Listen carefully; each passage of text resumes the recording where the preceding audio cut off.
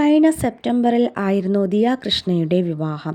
വിവാഹത്തിന് ശേഷം പെട്ടെന്ന് തന്നെ കുഞ്ഞ് വേണമെന്ന് ദിയയുടെ തീരുമാനം എല്ലാവരും അംഗീകരിച്ചു.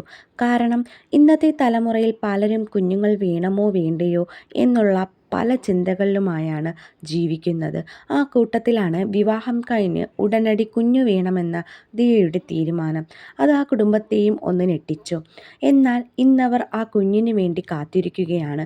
എത്ര പേരാണ് ആ കുഞ്ഞിനെ താലോലിക്കാനെത്തിയത് എന്ന് നമുക്ക് തന്നെ മനസ്സിലാക്കാം.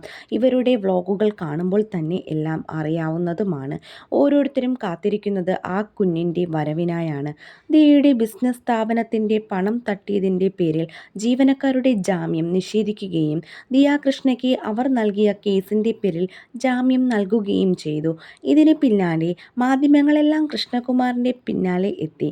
ദിയ കൃഷ്ണ എവിടെ എന്ന് ചോദിച്ചപ്പോൾ മകൾ ഹോസ്പിറ്റൽ അഡ്മിറ്റ് ആണെന്ന് അദ്ദേഹം പറഞ്ഞു.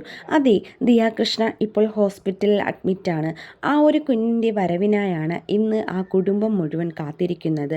ദിയയ്ക്ക് ഒപ്പം അശ്വിനും അശ്വിൻ്റെ കുടുംബവും അമ്മ സിന്ധു കൃഷ്ണയും ഉണ്ടെന്ന് നടൻ കൃഷ്ണകുമാർ വ്യക്തമാക്കി.